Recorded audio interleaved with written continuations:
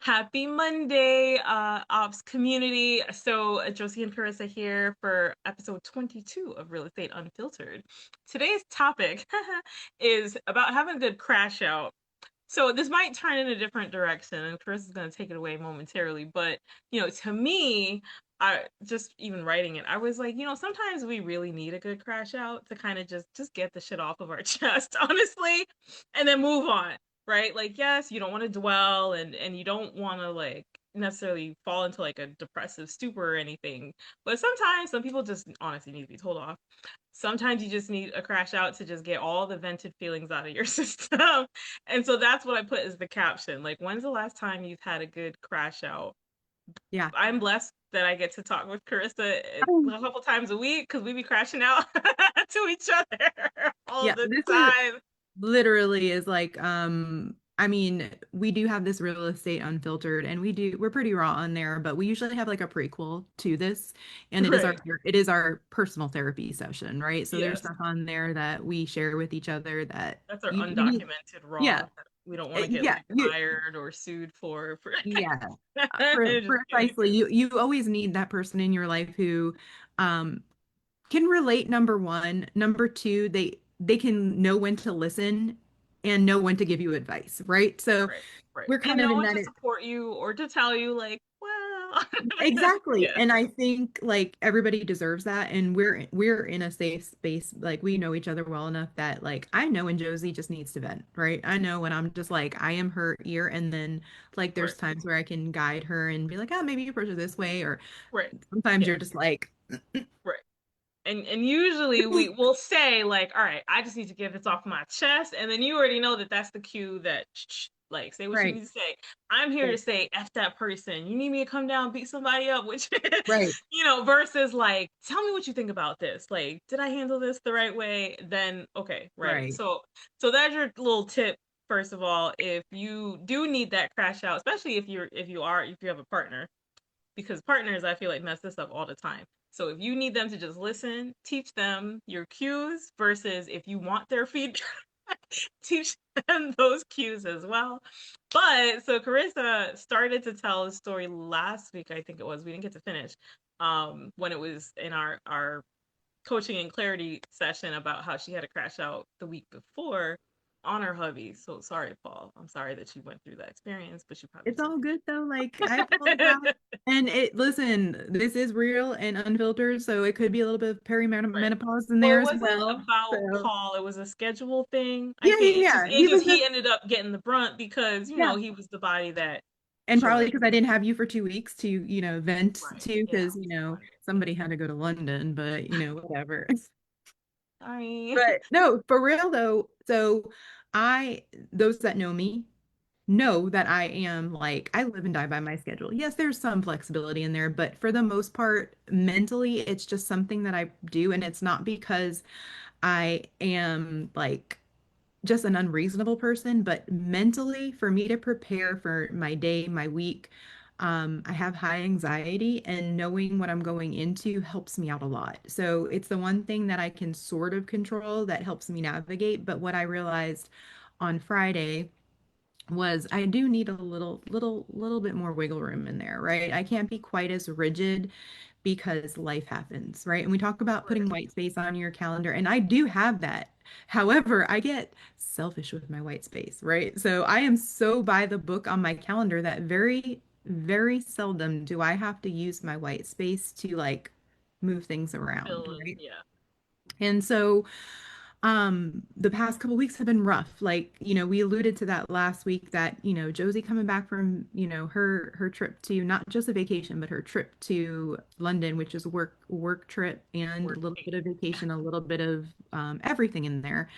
Um, her being out of the pocket, um, you know, we're both dealing with some health things right now. Like we're great, Yes. but we're I mean, we we're pretty here. yes. We here. But life Yes. is life April. thing. April was a lot. Like I said that a few It times. was. It Just the really last was. few days, April was a lot. Yes. And then just like in juggling all the things and then in my other life, in my job and the brokerage, it's just it was what it was, right? So I'm telling you all that, not making excuses, but my schedule is that way for a reason. Well, um, my kids decided, we talked about this before, my kids don't realize because I work from home that I really work. They just think I'm like available to them because I do make myself available, but they have to understand that mom has a job too. And so Thursday, and this is personal, like this is not just real estate, so this is personal. So Thursday, um, I'm dealing with a little bit of a recovery thing. So I've scooted things around and I'm dealing with my day. It is 9:30 in the morning. I'm not working out because I can't work out till next week, by the way. So I had a little extra time on top of everything. And I get a text from my son. Literally, I'm going to screenshot it just so you guys can see. I'm not even exaggerating. He says, "Hey, Mama, are you still at home?" I was like, "Yeah, we're all You're like, because I'm at work. Yes. yeah." I'm like, what's going on?" And he says, and this is how, like, first of all, do not, this is not judgment-free zone. So my son is going to be 16 years old, like literally knocking on 16's door. Um, so he's a little independent, but he goes, "Yeah, I'm gonna need you to take me to school."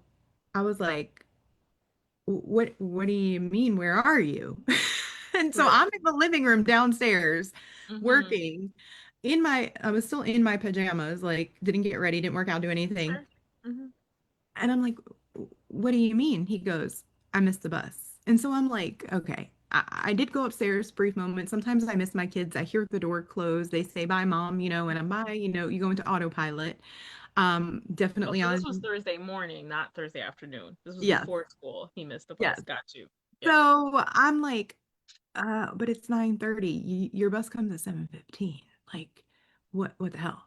So, long story short, dude was downstairs, and that's why I thought he went to school because my mom was away for the week too. By the way, on top of everything, my mom was not there, and this dude he's downstairs sleeping in my mom's room taking care of her dog. I see him get up in the morning, so I knew I wasn't crazy. Get up, he took a shower, went upstairs, I guess, to get ready. And he just never came. He went back to sleep. He literally got back in his bed and went back to sleep and woke up at 9:30 and realized, oh shit, I gotta Teenage call life. mom and tell. So now, Now he's you know, hiding in his bedroom though, instead of walking downstairs to be like, "Hey, mom, are you?" so He's yes, and he no, prefaced it with, coming. yeah, he said, "Don't be mad," but he did preface it, and I said, "Well, I am mad, but I will take you to school," clearly, but now my whole like whatever I had planned, like I had a meeting coming up, I had this coming up, even if I had some free, like I have to adjust now because now I Right, have to run him to school. So I run him to school, do all that, get home. Now I'm rushing and I feel scatterbrained because that's just how it works for me. And I know that might be like exaggerated for most people, but it really isn't. Like in my brain, that's how it is.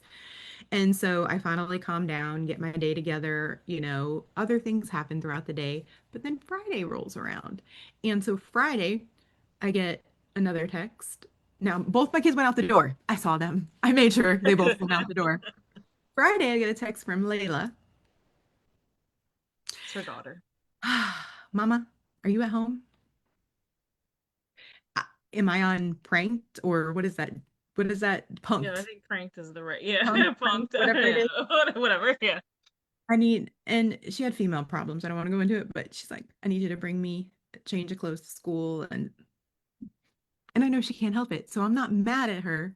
But I'm like, again, my day is all up in arrears. My air conditioning went out again on my car. I'm trying to figure that out, do all this, do all that. I have the guy coming to pay for my, like, it was literally like everything. Right. So good old Paul got me on the phone and I crashed the F out. Like, I was like a psychopath and literally was like, got off the phone, got it off my chest, and I was like, okay, let me calm.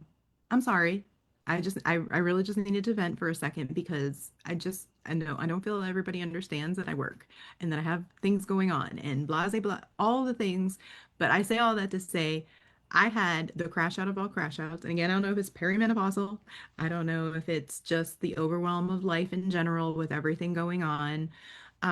But I say all that to say I do understand I need, being so controlling over my schedule isn't the answer. So I probably need to figure something else out to manage anxiety because I know I'm not the only one who deals with that, right? So um it's like people who have anxiety come off as controlling, and it's not necessarily that they're controlling and want to control, but it's something with their anxiety that when they feel like if I can control this, everything will be okay, right? And Hmm. so I in all of that, I am sharing it with you because it's real life and I know that I'm not the only one who experiences it, but I have to work through it. And it's not, you know, schedule can't change that, right? Like my kid needed Right. something. My kid missed the bus. Like that's life. Like those are audibles that you have to be prepared for. Literally just got another text from good old Lennox, best kid in the world, but forgetful Jones to the 10th power. That's Mama, I need Valerie's eldest too. yeah. And best kid ever. Best kid. Like, I swear Hmm. to you, is an amazing kid.